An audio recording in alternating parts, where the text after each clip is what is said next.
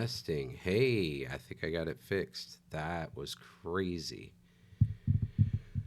Hopefully, you guys can hear me. Awesome. Wow, sorry about that. That's a great way to start things off. Well, good evening. For those of you who stuck around during all that, thanks. I mean, we kept about 60% of the folks. That's pretty good considering nobody could hear a thing.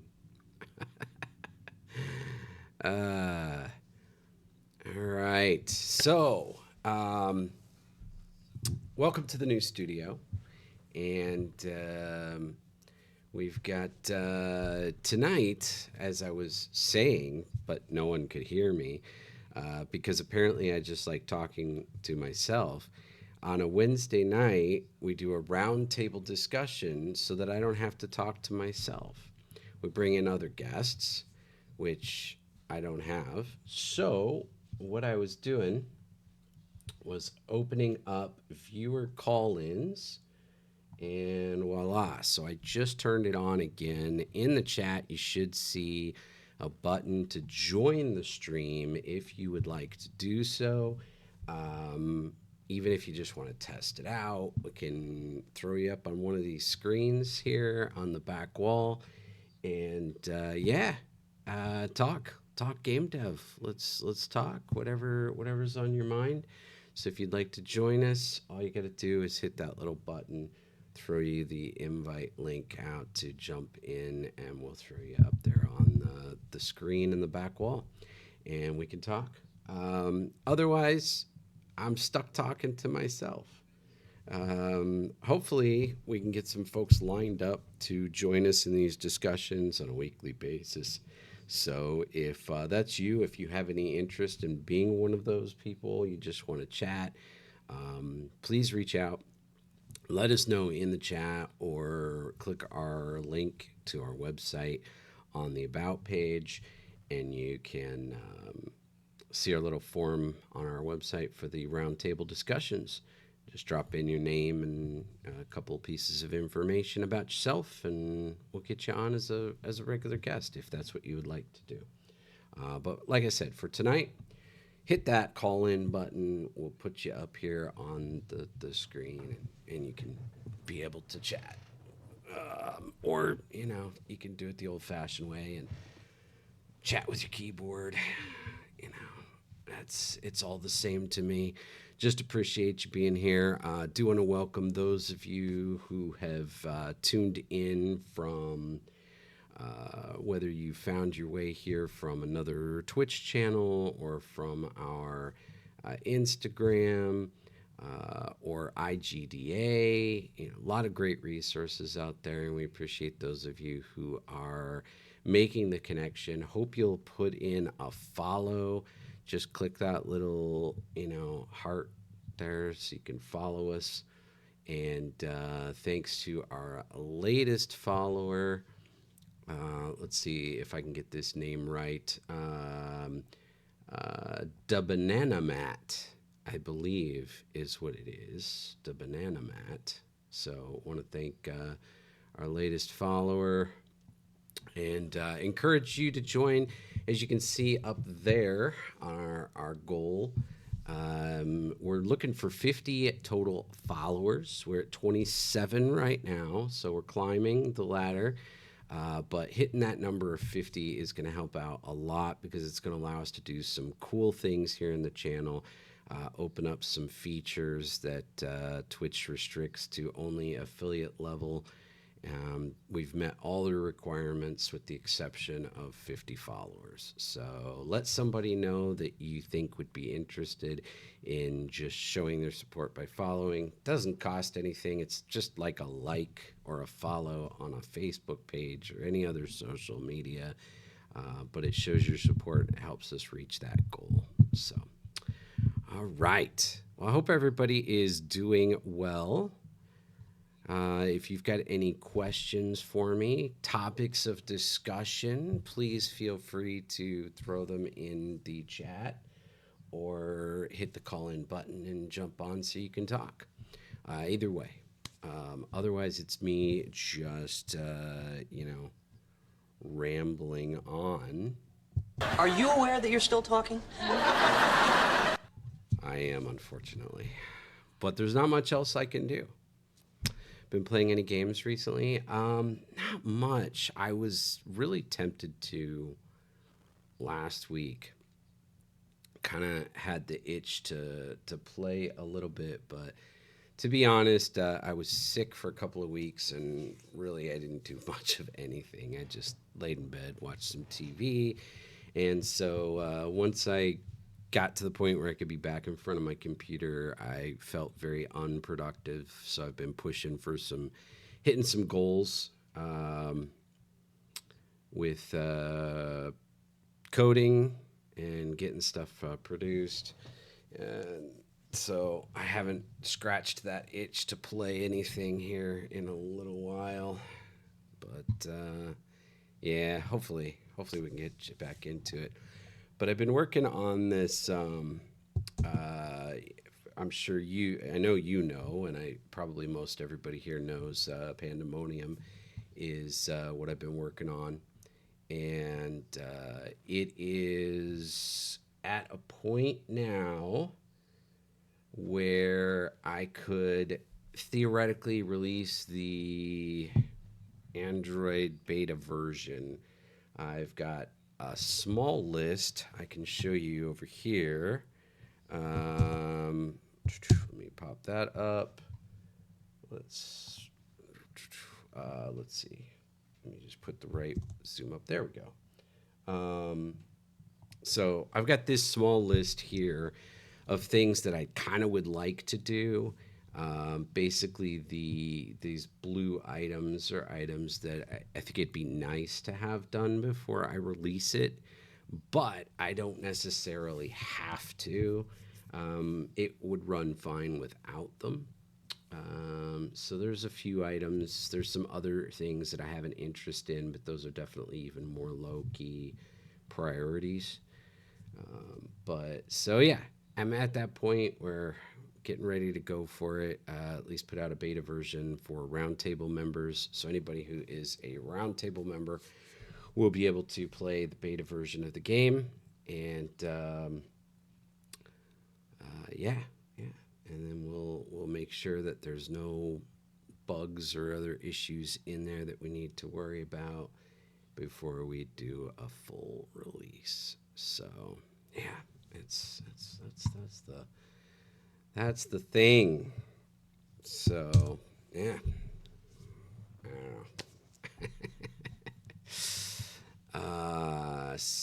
know. Yeah, how about you? How about you? You've been playing much?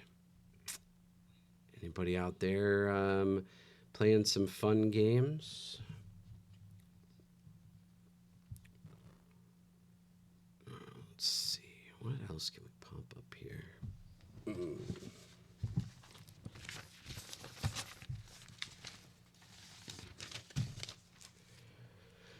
Got this like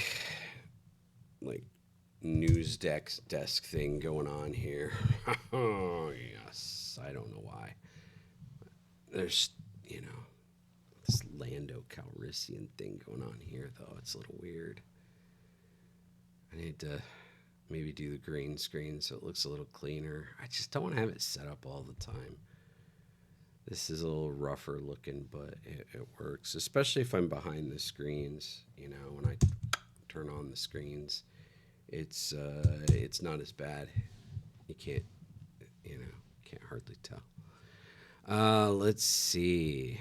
Picked up the Blood Omen series. You've played it, but she hasn't yet. Excited to see what she thinks of the series. I'll be honest, I'm not familiar with it myself. Um, doesn't really sound like my genre. I'm guessing that's a little bit more of is that like a horror or like a dark RPG style? What is that?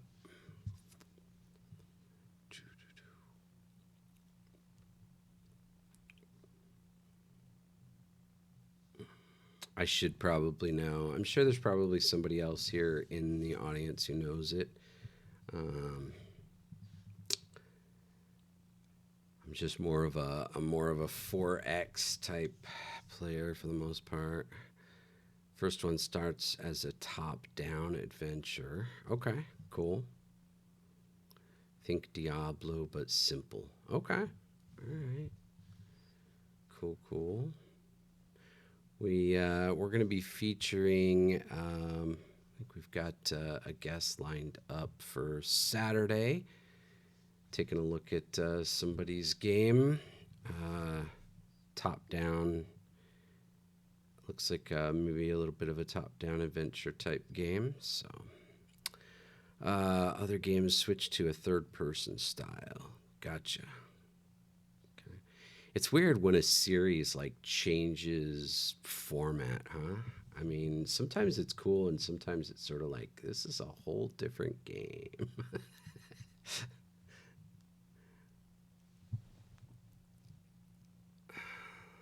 All right, let's see. Let me pop that off again. Let's see. We should change this to. Nope, that's the wrong camera. Got my little notepad camera so I can take notes here. Kind of cool. But I think this is the one that I was wanting to put up. There we go. Ha ha. Yes. Maybe we'll put it up on this other one though. Let's see here. Trying to get familiar with all my controls here in the control room studio. There we go. That works. All right. I suppose the other thing we could do is we could pop up that words game again, in case anybody wants to just play along with that. We got chat, and we can do. All right, there we go. Yeah.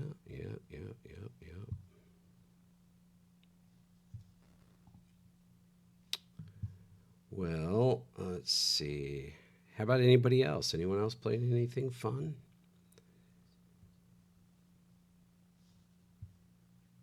Let's see. It says one person has called in. Oh, I missed that. Thank you for pointing that out.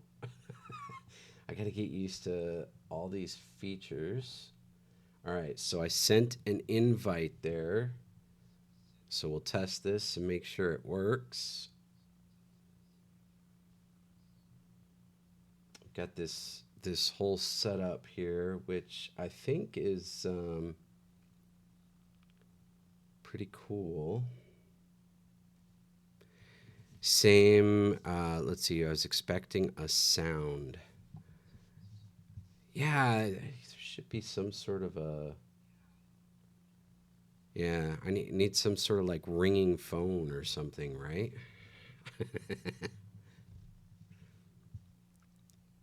I don't know. We'll have to see if there's any way to do that. All right, cool.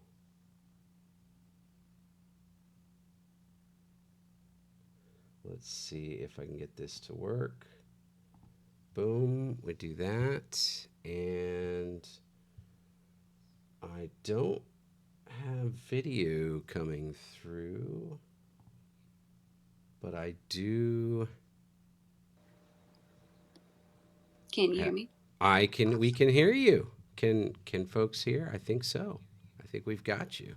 I don't know if it's something technical on the end or if you don't have a camera on. Oh, look at that. We do have a camera on. So we've got somebody on a round table. So see, then I can change this other. Thanks for joining us, Abomination. Appreciate that. Yes. So then what I can do is I can also switch this other screen to show another invite. We can go, let's see, like that. There we go. So now we got this one available if you want to take that seat, huh? All right. And then we can even get fancy here, and we got a little name tag for you. So where it Nice. says, we can switch this real quick. Guess what? And we can put in It's a work in progress. I know how that goes. I feel like that describes my life. Fair enough. Let's see. Okay, I got too many things going on here at once. All right, let me see. We got this. We got this. There we go. And we can say bomb in nation. Thank you so much for joining us as a guest to just hang and talk here on the program. Anyone else Yeah. can join if they would like. Feel free to call in. Um, all right. So we got that. So now, see, now we got your name up there and everything. It's cool, loud and clear. Awesome. All right. So, what do you want to talk about? How about you? Are you playing any fun games? Not really. I just kind of had a interesting thought come up from a post that I had seen, and I thought I'd get your take on it. Okay, All let's right. do it. So you know how you had an artist on, I think it was last week, talking about how he'll do like 5-minute sketches. Yes, Bentley. Bentley was talking. I Yes. think he does like 2 minute sketches sometimes. 2-minute sketches. Yeah, Okay. yeah. Well, I saw something, um, and I'm not a game developer, but I saw that some people will do a timed game development. So they'll give themselves 1 week to develop a game or 1 day or Yep. whatever. Hmm. I feel like, not being a game developer, that sounds insane. Do you think that that's something that you could do to, like, I don't know, test your limits? Yeah, so those are called game jams, and it's a Okay. pretty common thing in kind of the indie game dev world. And we do game jams through the IGDA, and I gotta fix this little thing. I wanna have my camera be able to move me to different spots here, so I can be a little more visible. But anyway, the game jams are kind of a regular thing with like through IGDA. We do game jams, and we do game jams. There's a ton of them online. You know, people get into them all the time. There's a lot of different approaches and themes and styles. Like sometimes they'll do like a 24-hour or 48-hour jam where it's literally you jump in, you find out what you have to build, and then you know you're doing it right away. There's so many different formats, and it could definitely be interesting and fun to do. Um, let's see. Maz says there are no code game building tools. Non coders can even build tiny games with the things like RPG Maker, and you can build a small game in 1 or 2 days. Yeah. Hey, Maz, thanks for joining us. Yeah, there's a lot of different types and approaches. Some folks I know, like Ludum here, you know, does visual scripting. Sometimes you'll get artists or others who can't necessarily create the game, but they'll jump in and partner with a coder and Cool. do the music or do the art for it while they code. You can build teams in some of them. It all just depends. There's a lot of different formats and structures to it. And so, yeah, yeah, game jams can be pretty cool. And in fact, the game Dads, which is available um, right now, Dads is available to wishlist on Steam. And so, if you want to check that out, it's DADS, an acronym, and you can see the link on our about below. But that is a game that came from a game jam. We Real. actually did an IGDA jam and had to come up with a game that was monochrome. It had to be the determined theme was a tower defense game. It had to be monochrome, and it had to Also, it had to use only human voices.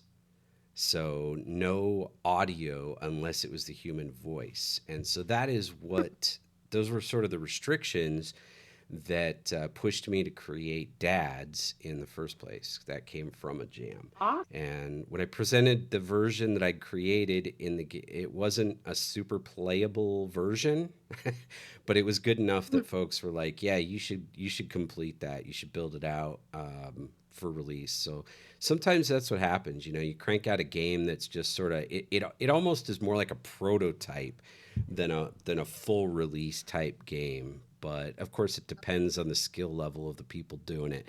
For me, I wouldn't even necessarily call it a prototype. I mean, maybe, but it depends how long you have.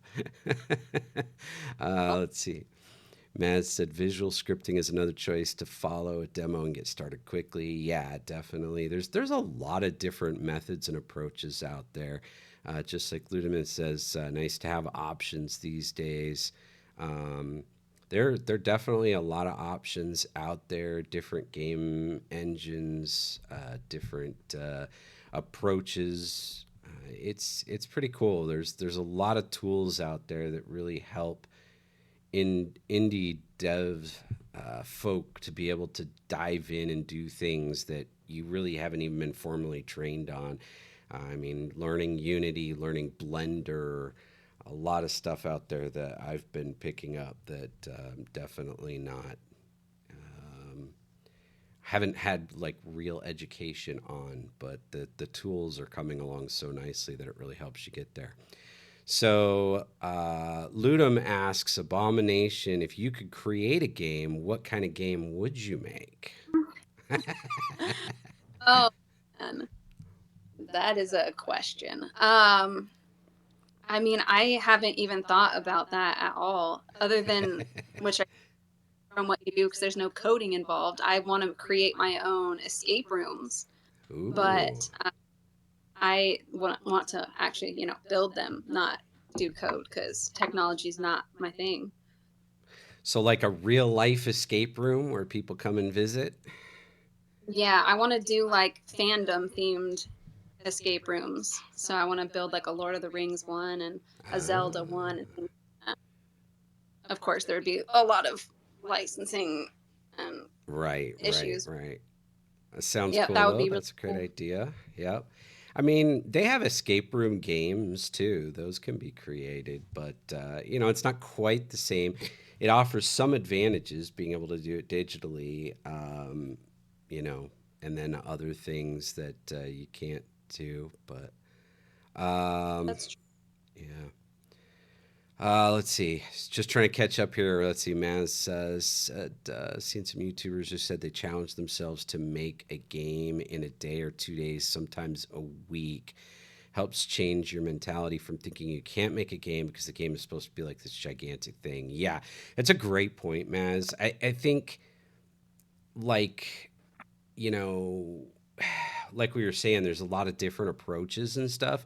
But the biggest thing that game jams can offer is just the opportunity to push you into making something. I know me, I have a hard time with, I spend so much time trying to think through what's the right approach, what's the right game, structure, the mechanics. I'm trying to develop this perfect little masterpiece in my mind before I really am diving into it in coding. And so it can be a long time before I even get anything created. And then I spend a long time trying to make it because I want it to be right. So it definitely pushes you to just get something in front of you, get something done. And it really helps you to dive into just testing yourself on different skills and different, techniques and things like that. So it's pretty cool. Stepping outside the box, like that game Dads, which is something I'm working on. Like I've got a Steam page up for it and everything.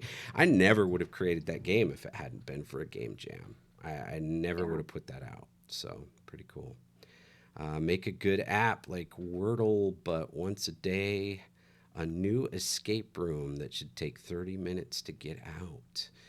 Yeah, I mean, Ooh, that's a fun idea. yeah. All kinds of possibilities out there.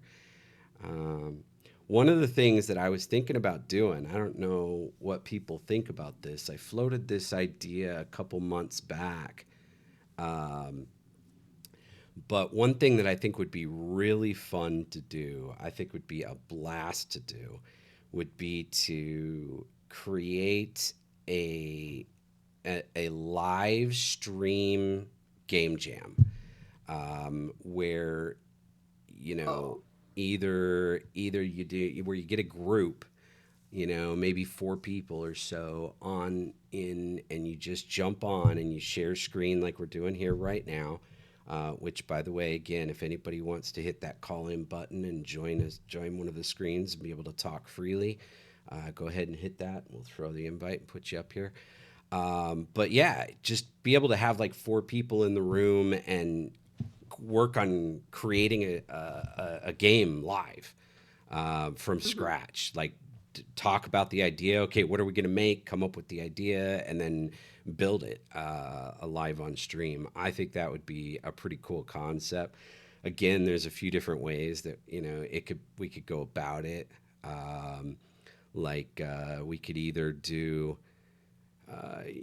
one long stream and put the thing together, or we could do, you know, 1 or 2 hours a night for, like every certain night of the week, on a Thursday night or something, and you just spend an hour and a half working, and you do that for, I don't know, a month or two, and create a game now, but it's all done live on stream instead of behind the scenes. I think it would be cool. Let people follow along. So, yeah, if you guys like that idea, if you guys are interested in doing something like that, I would seriously, uh, you know, be happy to host, put something together. We could work out all the logistics of it. If you're interested, just reach out to me directly, or through my website. There's a contact form on there. Co-stream, yeah, we could do that. There's a lot of different approaches, a lot of different ways. Yeah, I think it would be fun. It would be really cool to develop a game live, all live on stream. Um, I actually have, while we're on that subject, um, yeah, yeah, that would be cool. A Hmm. golden character design team building exercise. I like it. Just have to see if there's enough interest within the team for something like that. But yeah, very cool. I actually have another idea of what I want to develop. These could go hand in hand. They could go. We could two birds, as they say, or they could be completely separate from each other. But I actually have a game on my list of 20 projects that I'm developing that has been only up in here, and I haven't actually developed it. And it's a code breaker game. It's sort of a modern day twist on the old mastermind type thing. And I actually think it would make um, a super cool Twitch game where you could play while we're streaming. It could actually be a stream where everybody can play and send, you drop in your keyboard commands and participate in the game. And I've got a lot of interesting ideas on how to get that set up and worked out. So that's something I may work on my own, or if there's interest, we can turn it into a live stream game jam. I don't know. There's we got all kinds of things that we could do. Cool. Let's see. You could drop a clue every 10 minutes or something. Well, this game concept that I have would be a much more interactive, direct game. Um, there's a lot of things you could do. You could create, we could brainstorm that. And if there's people who want to get involved and create something, we could brainstorm a ton of different ideas. But this code breaker game concept that I have is sort of like you have different real. I could see if I can pop up the image here, inspiration image, mood board image, but it's just basically a little like digital lock kind of thing, and you're trying to figure out which character goes in each slot of the code, and you do it by process of elimination, but you can throw in guesses like as to whether it's a lowercase letter, an uppercase letter, a number, a symbol, that kind of thing. That'll help reduce the possible choices for each slot, and you have everybody kind of guessing at once. And if you can have things happen like little spikes, or if everybody's trying to guess the same number at the same time, it can create like a little feedback spike that has some cool effects. I've got a bunch of brainstorm ideas on it, but without like diving too much into it. It's sort of the bare bones concept of it. But we could make an escape room. Not to Have you? not trying to steal your idea. Not trying to steal it. Just talking. What's that? What did you say? I'm sorry. I said I'll just have you guys make the game for me. Right. I'll right, jump on the, Right. make sure I'm supervising. You got it.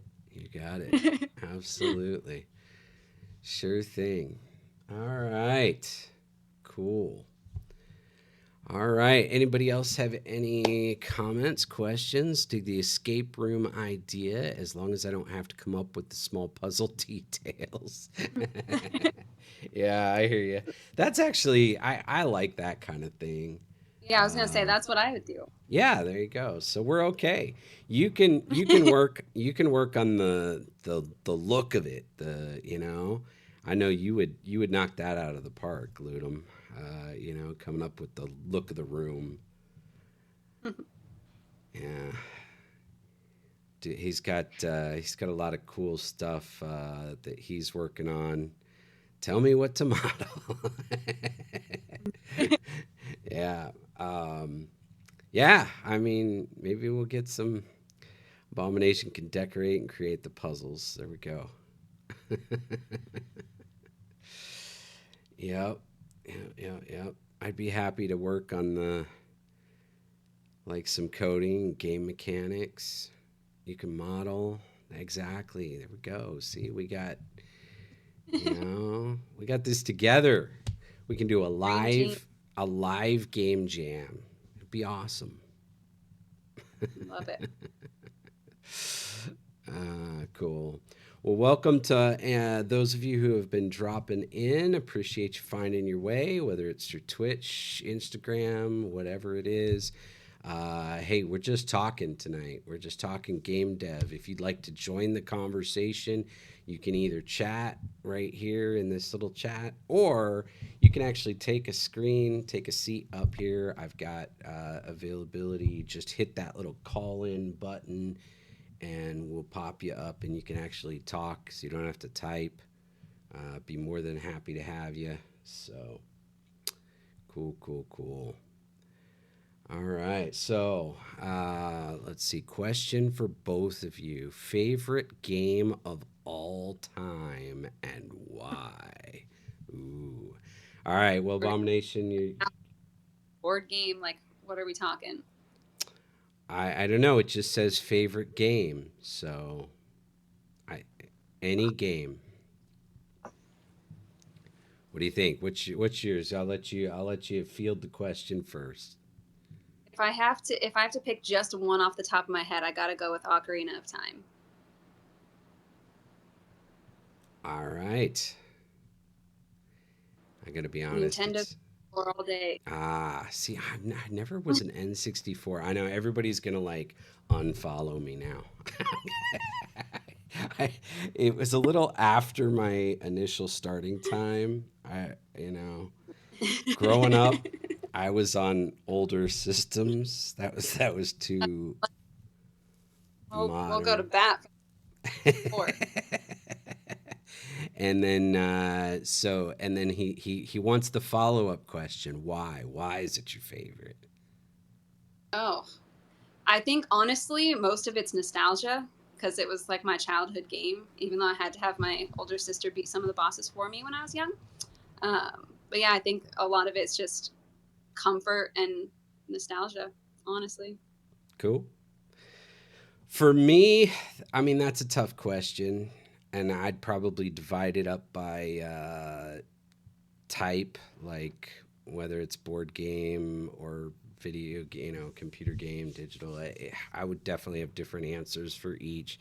But if I had to pick a one all time, which is super tough, super, super tough, I would probably go with Magic the Gathering, um, which I've played both in the physical world card game version for many, many, many years, and then also digitally with the Magic the Gathering Arena in more recent years. So it covers both. So I guess that's probably my top one. It's so funny too because I never thought that Magic the Gathering would be um, a card game. Like I never thought when I was back into gaming when I was young, I never thought a card game would be something I could get into.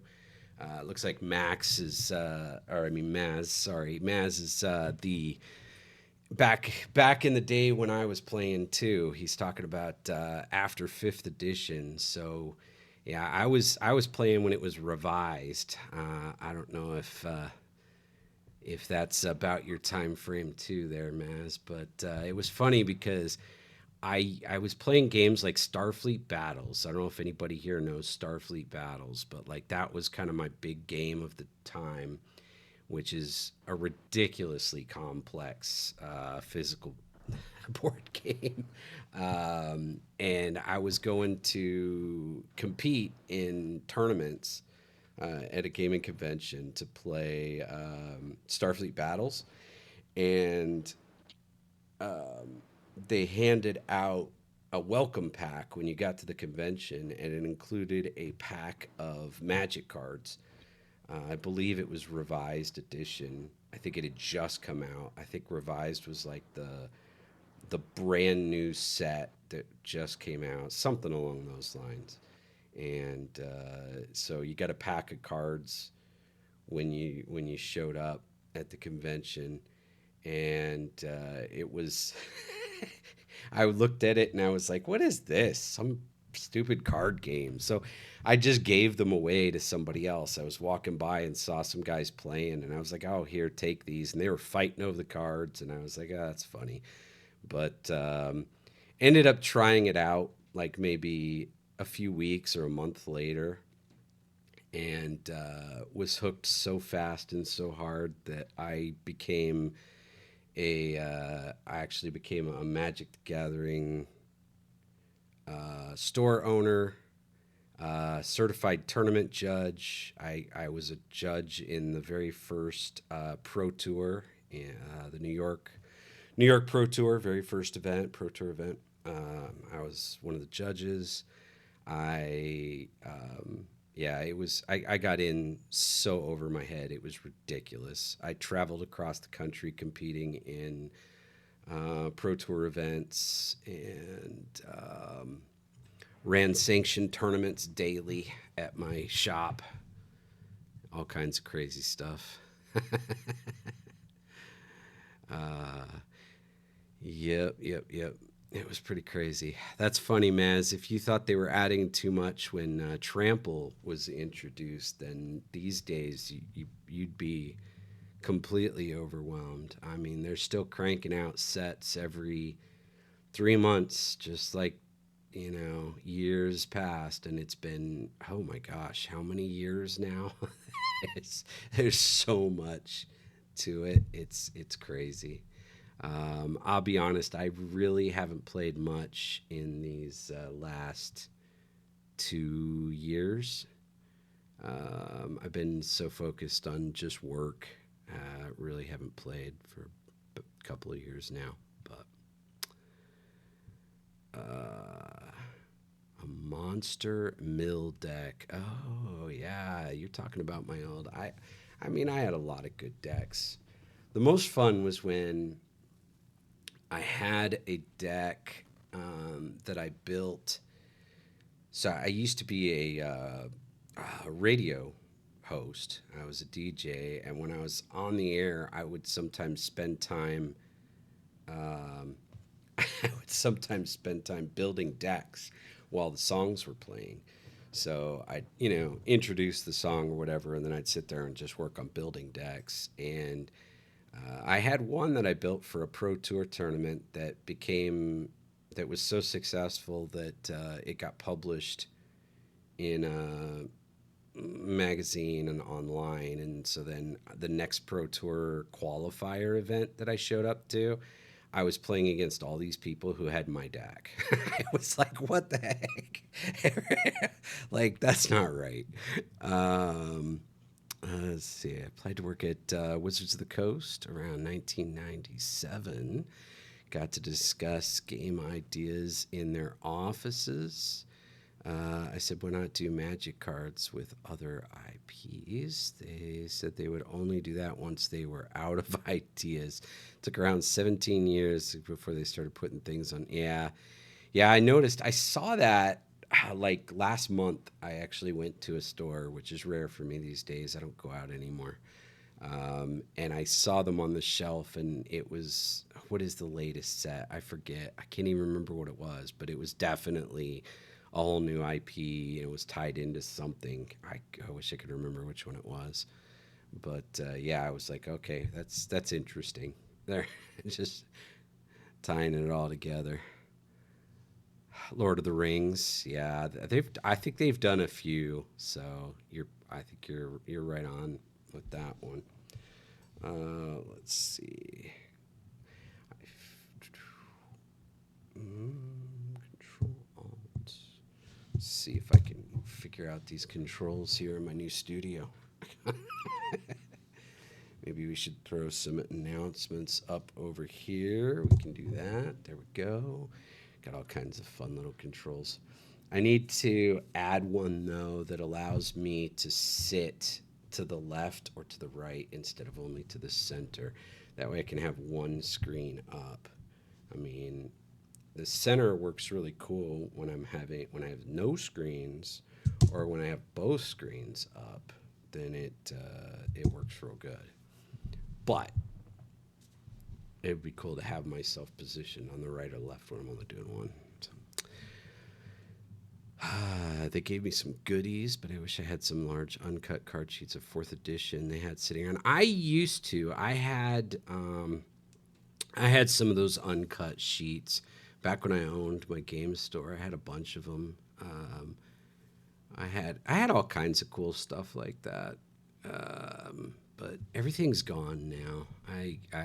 Yeah, I don't have anything. That was so long ago. But yep, I did have a couple of those uncut sheets. Those were pretty cool.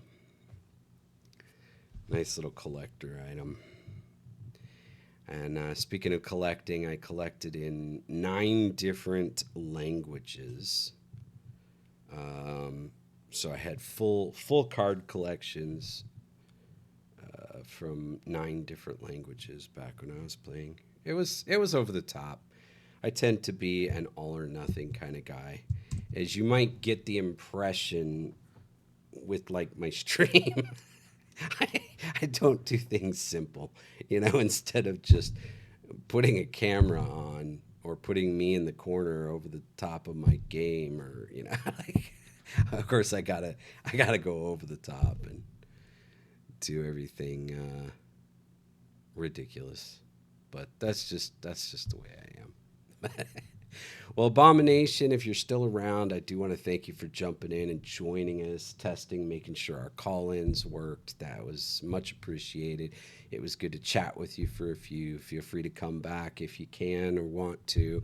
Anybody else who's listening, if you'd like to jump in and take a spot up here, we can put you up on the screen. If you'd rather talk rather than type, feel free. Um, Collectible card games was such a good idea. Oh, it was. It was such a huge success, and that's why I got into it. Oh, no problem. Appreciate having you. I'm glad you're still around. Understand, but yeah, the collectible card games. I mean, Magic Gathering was the OG, and it was just so huge. That's what got me into opening my own store for Magic Gathering, was seeing how great of an idea, how successful of a business model it was. Because as a player, I got into it, and I remember when they released this new set. It was called Dark. So if you old school player, you might remember Dark. When it came out, I was like, "Oh, cool! There's new cards. We can go get these new cards for the for the Dark set." So, ran to the store to buy packs, and I'm like, you know what? I'm just gonna go crazy because that's how I do things, all or nothing. So I'm like, I'll just take the whole box. And they said, "Oh no, I'm sorry, you can't. It's a limit of 2 packs per person." And I'm like, I've got the money right here. I'm ready to buy what you got in stock. And they're like, no, sorry, we got too many people who want it. We're limited on our supply, so we have to limit it to 2 people. And I'm like, if a business has to turn down a sale, if they're having to try to spread out their stock to try to keep people happy because they can't keep it on the shelf, that is something that's working. I was like, wow. So um, before the next set came out, I had started up my own business, started my own store just for Magic the Gathering. And if you know anything about the history back then, the next set to come out, I was like, this is going to be huge. That next set's going to come out, and I'm gonna make a ton of money because I'm not going to be able to keep this stuff on the shelves. Next set was Fallen Empires. And if you know anything about the game, in the history of the game, that was the worst set. Both play wise, monetarily, it was the worst set of the game, the entire franchise ever made. It was a disaster. It was so bad. Oh man, step up from collecting baseball cards, yeah, and then competing with each other for cards and ownership of cards. Yeah, it was really great getting involved in, local tournaments. Going to your comic book store and just sitting and playing. It really changed. It created a whole new environment. It really, opened up a whole new world. Um, that game. It was pretty impressive what they accomplished. That was talk about a monster success of a game, for sure. Bought a sealed booster box at wholesale. Oh, Ice Age and a few other. Yeah, I mean, by the time I had my own store, I was buying um, 8 boxes at a time, that kind of thing. Um, you know, and then what I loved doing to try to keep my own personal costs down a little bit so that I didn't get too carried away with buying so many boxes for myself. One of the things that I did was I would bring in all these different boosters. I'd buy a couple boxes of every language, when a set came out, I'd have every language there. And so I'd have all these different ones. But instead of relying on selling all of those, what I would do is I would host sanctioned booster draft tournaments, and we would mix in um, like foreign language cards, or we would mix in different sets. And so I could just grab and mix and match all these different things in there. And then what we always did at the end of the booster draft, we had for most of them that we did this also helped keep people from rare drafting, so that the drafting was actually focused on play.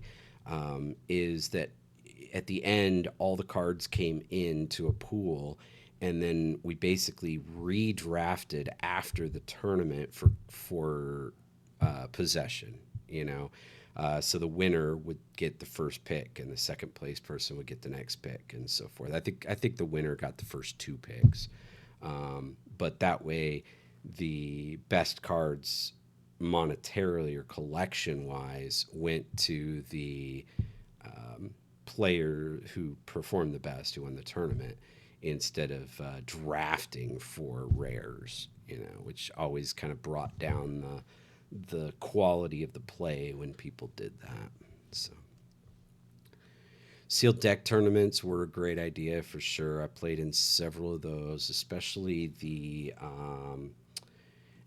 in like a Pro Tour qualifier environment. They're pretty good. It adds a lot of randomness to it, but I preferred that style. I love deck building. Deck building was fun, but doing the sealed deck and the booster drafts were always my favorite. Sealed deck was pretty good though. My very first tournament ever though was a Grand Melee. Talk about ridiculous. I doubt they even do those anymore. That's probably so ancient. Grand Melee was, if anybody doesn't know, you got in a circle, all the players in one match. You basically just got in a circle, and your spells, any global spells, affect only you and the two people to your right and the two people to your left. And then any targeted spells, you can only target somebody within that range. So everything you cast only reaches two, and then you can only attack the player to your left, and you're defending against the player to your right. So when it comes to attacks, and so it was so crazy. There was like 50 people in this tournament. So it's this big, huge circle, this giant like ballroom with everybody seated along the outside walls, like 50 people. Everybody's got their deck, and it's crazy because somebody would play like, people love doing like these mass destruction spells. So they do like an Armageddon or something, and it would just destroy everything, for all the people around them. But then the people to the left who just were outside of that range would smash them. And it just, so anyway, I won the tournament. It was pretty cool. I won a trophy for that one.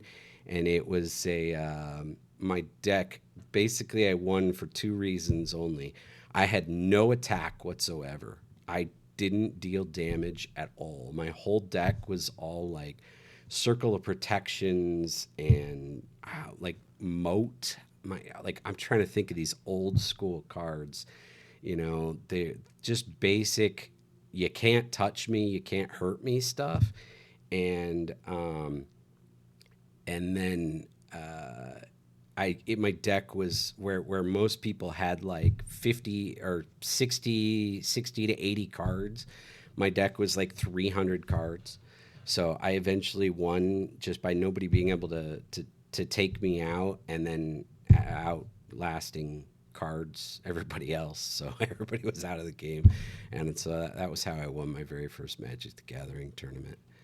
Do you remember local competitions where you kept your enemies' cards?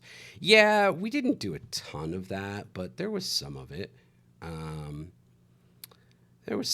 Especially because most of what I did was sanctioned tournaments where it counted for points. What were they called? What was the term for the points? The company that did it. I forget what it was. Anyway, they had the sanction rankings, and all the tournaments that I ran and played in were all sanctioned events. So it wasn't, you weren't allowed to do anti type stuff in those tournaments. So it was pretty rare that I ever did it. But I remember when I very first started out, there was a lot of that. Yeah, yeah. There would be people. I remember back when that was a thing.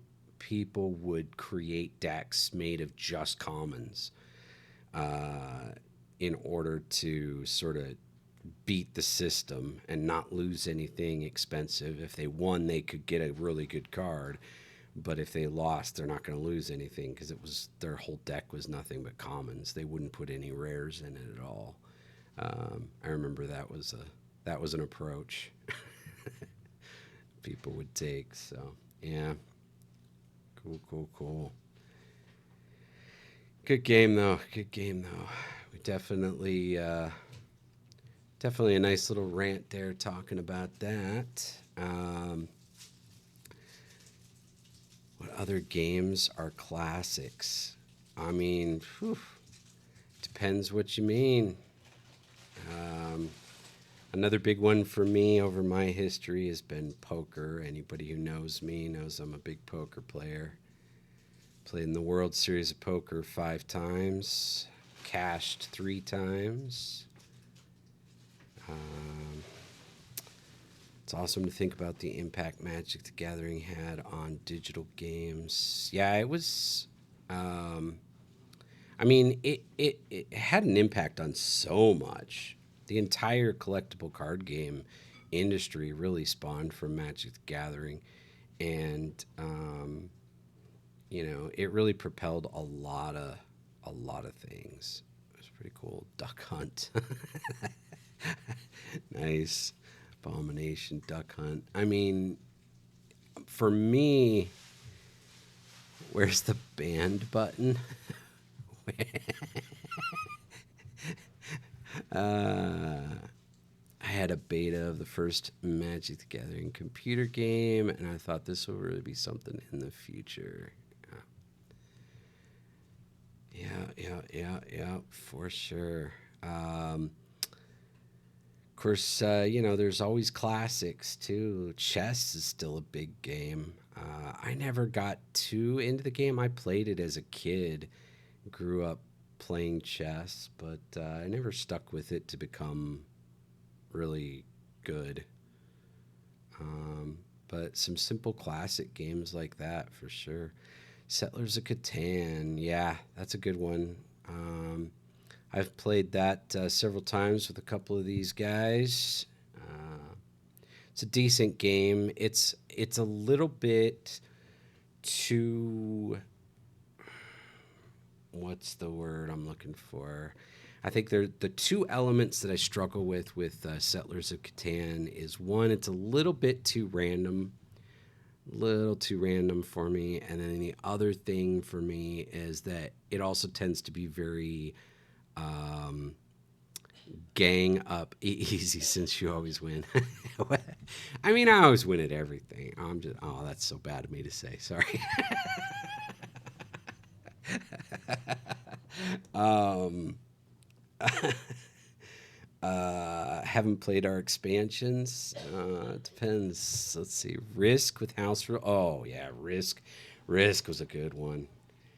I No one would ever play with me though because I was so dominant in that game. I won several trophies at game conventions for Risk, competing against people who really actually knew how to play the game. So like playing at home was never an option. Nobody would play that game with me. uh, I'm not allowed to have that game in this house because of you. I believe it. That's funny. Oh shoot, yeah.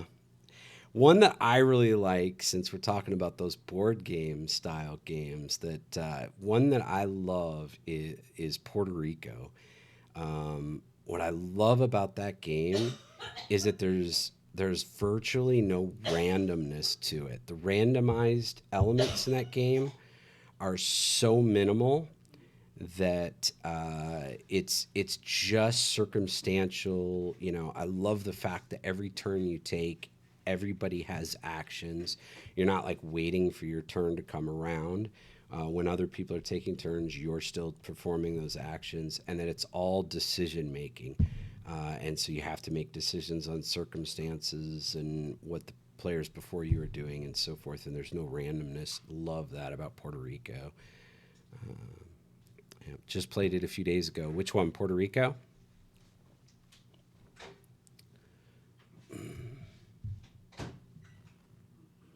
Yeah, cool. Yeah, that's a good one. That's a good one.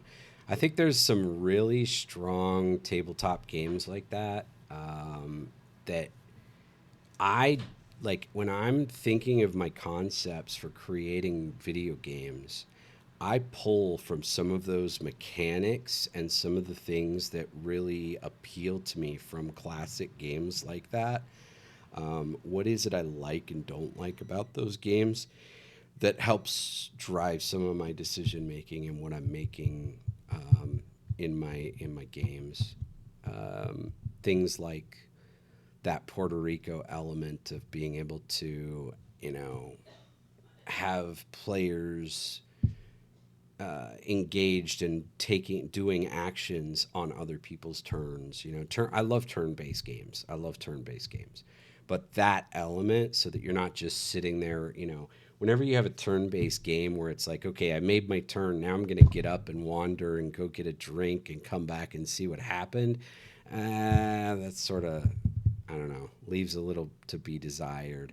When you've got a game that's a turn-based game, but every single person's turn is significant to you, um, it really keeps you engaged, makes it really fun. I like that a lot. Yep, yep, yep, yep, yep. All right. What else? Because, you know, if you go back video game wise for my day growing up, it was it was a lot of Atari stuff like Missile Command and Asteroids, stuff that would put you to sleep. Oh man, yeah, that was a long time ago. And yes, I'm definitely aging myself. Asteroids, the Maze game on Atari. Maze game. I don't remember a Maze game. Can't think of what that is. Hmm. Time Pilot, Splunker, Pingo. So many good, like old arcade style games.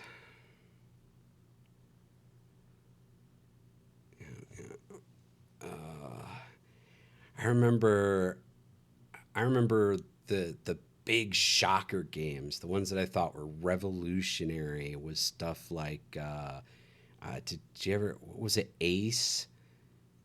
There was a video game that came out, arcade game, Ace something, I forget, man, where it actually had like video clips kind of what would happen if you would do your moves and that would come out. And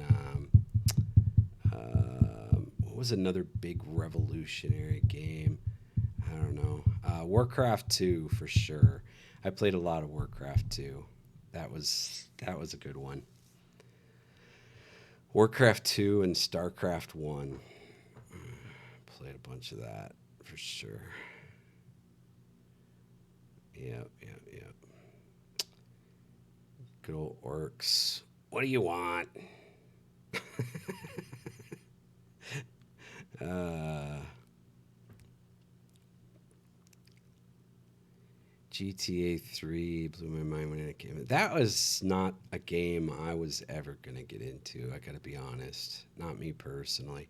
I know it was a huge success for sure, but, and it's, my understanding of kind of, yeah, the kind of OG sandbox, or at least one of the big successfully ones for sure. I can get I can respect the game in that sense for what they accomplished in opening up a new play style, but not my kind of game. Yeah. But cool. Well, let's see. What else do I got that I can share with you guys? I don't know. We don't. I appreciate everybody tagging along, joining in the conversation. It's fun talking about old games and stuff. Chrono Trigger showed me how much you could do with a few pixels. We had a couple folks just talking about Chrono Trigger last week, I think, in here. Yeah.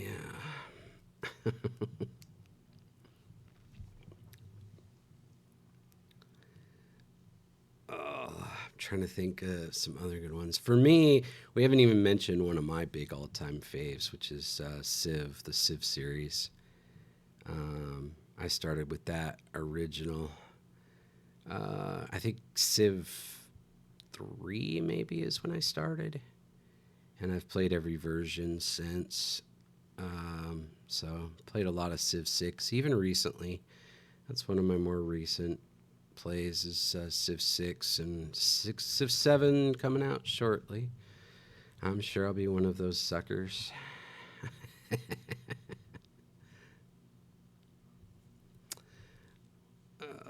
Yep. I think the nostalgia aspect of a lot of these games would make some type of remake huge. Yeah. I mean, it's just like the movies. That sometimes you just tap into that old name. There's been a lot of old games that they've been remaking lately. Masters of Orion, that was a good one. I played that back ages ago. They've remade that more recently. I think they've changed the game quite a bit with the newer version. But I played Doom 2 with the lights out. Played from dinner all through the night. Music and sound in dark rooms. Really couldn't stop playing. Sounds like me with poker. I would sit down at a poker table and be like, oh, I'll just play for like an hour. And next thing I know, it's morning. I haven't had dinner, sleep, or breakfast. uh, but that's a whole other thing. Oh man, yeah, a lot of good stuff out there. Before the FBI closed all the online poker, I used to play a lot of tech. Yeah, I used to play a ton online back before that Black Sunday or whatever it was called. When they shut everything down. It was that was a big day. Oh, that was harsh.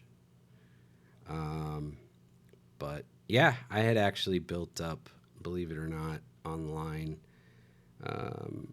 from less than $1. I'd bought in for like $50, and then I'd lost it, and I had just change, but I couldn't really afford to put any money into playing, so I played off of that dollar that I had left, just the pocket change. Played penny poker, and then when I built it up enough, played, nickel, and then I would just move up and move up and move up, and when right before that hit, right before the big Black Sunday, or whatever. I can't remember if I'm mixing up my magic with my poker, but anyway, that when they shut everything down online poker in the U.S. Right before that, I had built that less than $1 up to $20,000. So it was quite the run and quite the thing for me. Yeah, for sure. Yeah, I cashed out and paid off a bunch of credit cards and stuff. But it was pretty cool. Yeah, I was actually writing a book on how I built my bankroll to how I built my $20,000 bankroll from $1, but I never put it out there. But yep, that was a for sure thing. Here where I live, you can still play online. It's legal here in Nevada. I think there's like 3 or 4 states that have it now. But here in Nevada, you can play. It goes through the casinos, um, WSOP.com. But you have to provide your ID, proof of residency, all that kind of stuff. But once you go through the hoops, you can still play online. I think it's New Jersey and Pennsylvania, something like that. But use VPN to foreign sites. Yeah, I'm not sure how the whole VPN. I really haven't messed with it in a while. Again, these last couple of years, I've been super, super focused on just work. So I really haven't played much with poker. That was a huge, huge change for me because I used to play full time. I used to play 10 hours a day, and that's how I made my living for a while. And so to go from that to, I think I've played. I think last year I played probably a total of, I don't know, 3 or 4 hours after going from, 10 hours a day. First Tomb Raider game really shook things up. I never played that one. I don't know if anybody else here has experience on that one.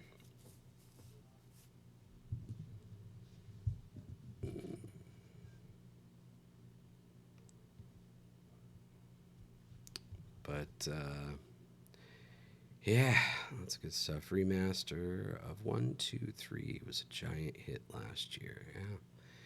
Well, and my friends over at Night Dive just released The Thing remastered, which is their biggest success to date. So good for them. Happy for those guys. I never played it, the original or the remastered, so I can't comment, but I've heard a lot of good things from the people who did enjoy that game. So if you were ever a fan of the Thing video game, definitely recommend checking out the remastered version there from Night Dive Studios. AC2 was a game changer. AC. I'm sure I should know what that is, but I don't.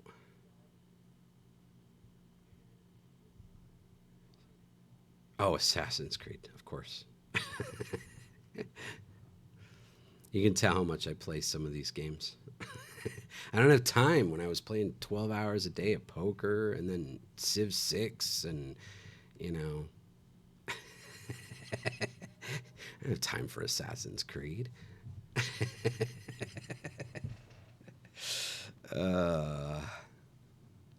But yeah, that one's still strong today, right? Ayo, what'd you miss? Everything. Everything. You missed like the secret of life. Yeah. Yeah. That's what happens when you step away from my stream. That's not so good. I think in modern times, our Uncharted 2 and 3 are wonderfully designed games. Yeah, I feel like right now all we're doing is calling out my lack of diversity in games because I haven't played those either. Yeah, Uncharted 2 and 3, huh? Okay. Uh, I would not call myself a well like a super diverse experienced game player. I tend to pick I find something I like, and once I find what I like, I play it to ridiculous proportions and levels. It consumes me, and I don't play anything else. And it goes on for a long time, and then I find another game, and that consumes me.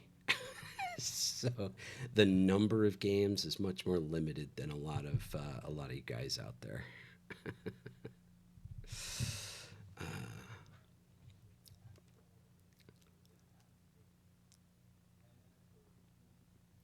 Cool, cool, cool.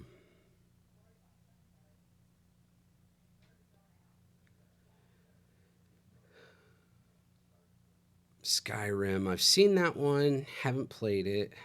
Have seen it. Um, yeah,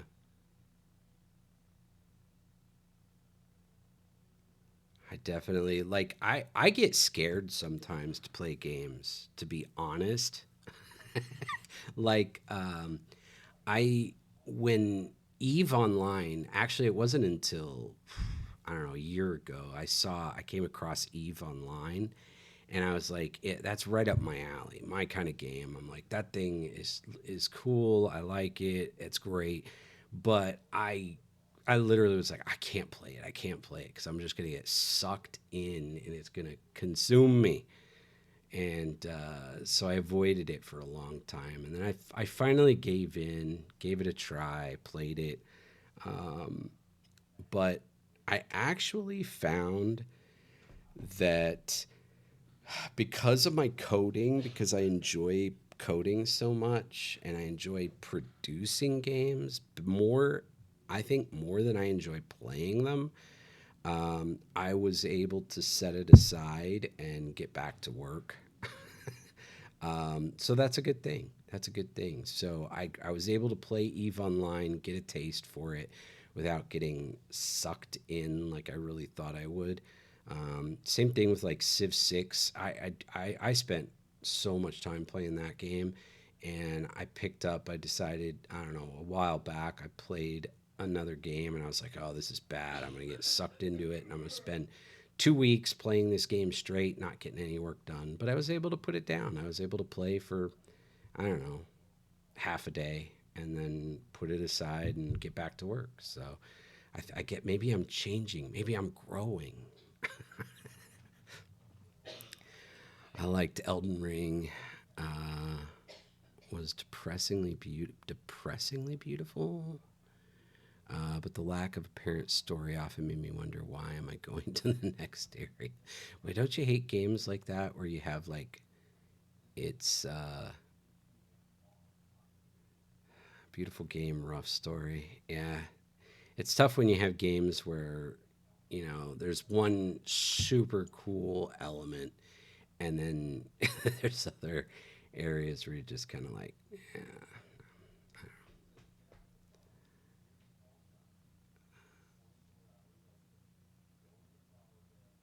Yeah, I agree with you, man. I'm not a big fan of just wandering around, games that are just nothing but, um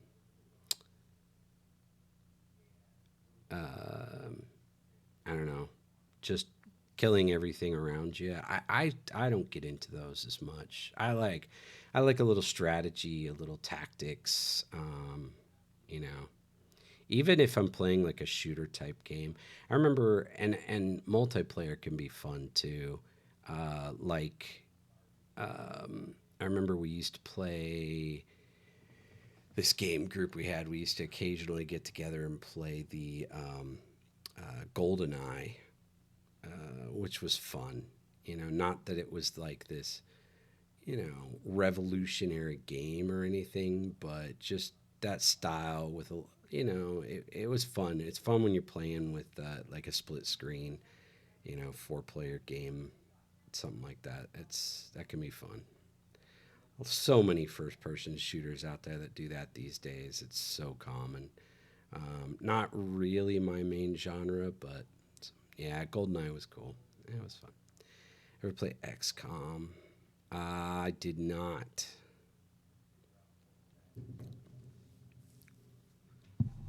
Last of Us, while short, was a great example of a story action game. Is that the same story from the TV show? GoldenEye was great for its day. Yeah, yeah. Yeah, obviously it's surpassed these days, but it was great. It's where the show came from. Ah, makes sense. Gotcha. Not my kind of story, I'll be honest. My girlfriend gets into that stuff big time. She follows all the um, Walking Dead, all the different spin offs there, and she watched that one and a whole bunch of other stuff. But I'm I'm a little bit more of a soft spirit. I don't get into those shows and games as much. Last of Us was good character development, but it was too much of a game formula, though. I'd have to know more about the game to know what you mean on that one, but yeah. You guys all know. You guys have all experienced this stuff. I feel like I'm the black sheep here. Host, hosting, and it's like that's why we gotta have you guys on here so you can talk to each other on here. Um, Kotor was another all-time favorite. I do not know that one. Ghost of Tsushima was brilliant. And the South sword fighting was a change from the norm. Knight of the Old Republic, considered a classic. I'm just gonna take your guys' word for it. I believe it. I believe it. I played Age of Empires, Age of Wonders, a couple of those style games. Those are a little different. Different than what you're talking about, I mean. That's all. Uh,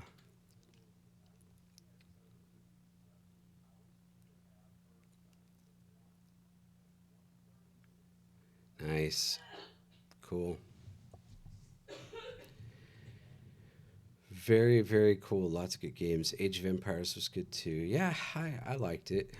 It was pretty decent. Um, yep, yep, yep.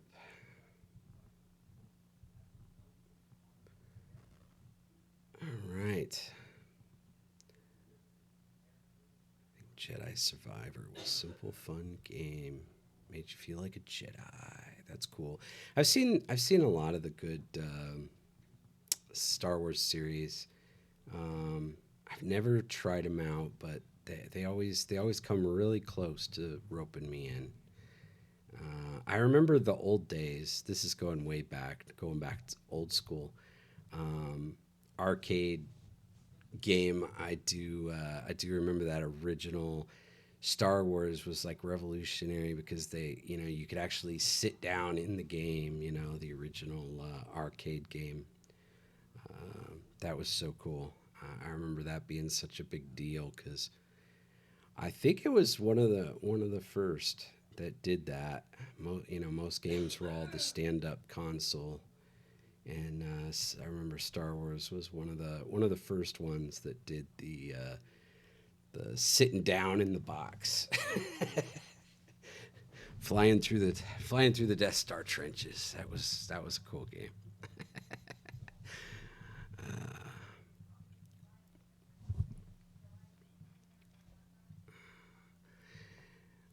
All right, I'll. You guys are all talking Lord of the Rings. I'll lose half my followers with this comment probably, but I never got into Lord of the Rings at all, like the movie, any of it.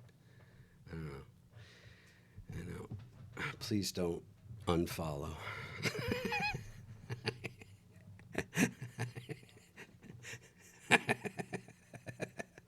I know, it's crazy, right? I mean, it seems like something I would get into. I just, for some reason, I never did. Just didn't. Yep.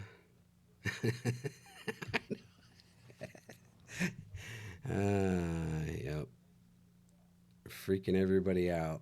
I know. I don't know what it is. I really don't. I don't know why. Maybe I'll have to go back and rewatch them or something, but I never, for me, like the epic, and again, I'm a little bit more of a soft spirit. You wish you could play your clip. Which one? Which one do you want? This one? That's not so good.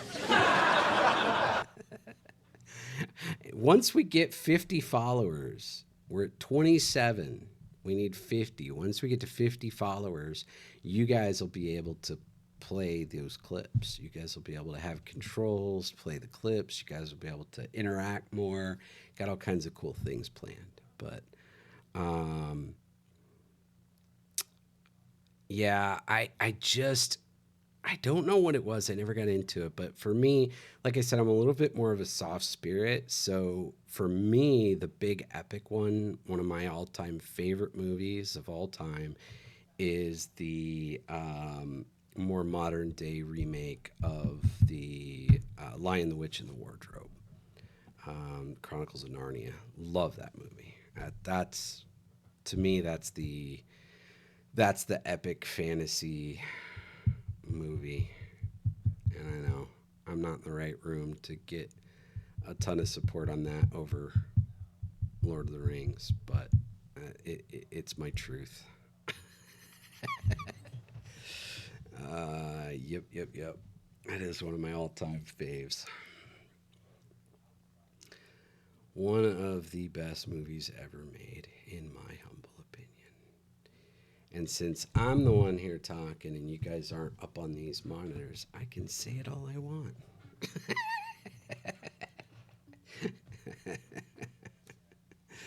Oh, man.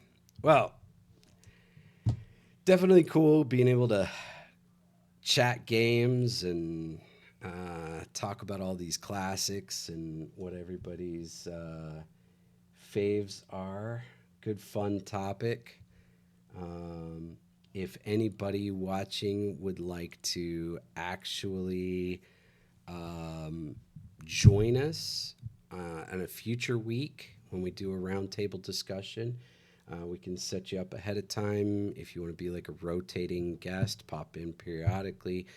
Reach out on our link down below on our website. We have a roundtable page where you can just drop in your name and info, and we will set you up as a guest to join us in our discussions. If you prefer just to pop in and chat like we did tonight, that's fine too. Definitely appreciate you all being here, hanging out, joining the conversation.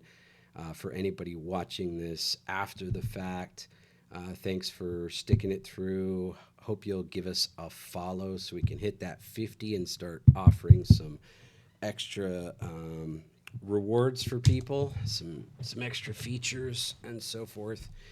And yeah, cool. I guess with that, we'll probably, I don't know, call it a wrap. Did he say wrap? Makes me a little hungry. Gonna grab a tortilla and spread some mayo right on it. If you're not a mayo guy, you can use Blue Bonnet. Then you need a bunch of layers of your favorite lunch meat, but there's still some stuff to add before you can eat. Get some cheddar, get some Swiss. I need plenty of cheese, just a little bit of lettuce with a crunch, if you please. Roll the whole thing up and open your trap, 'cause this is looking good, and that's a wrap. Yeah, that's a wrap.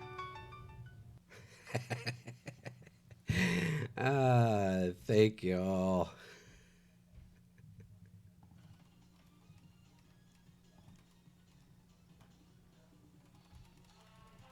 So like A or something.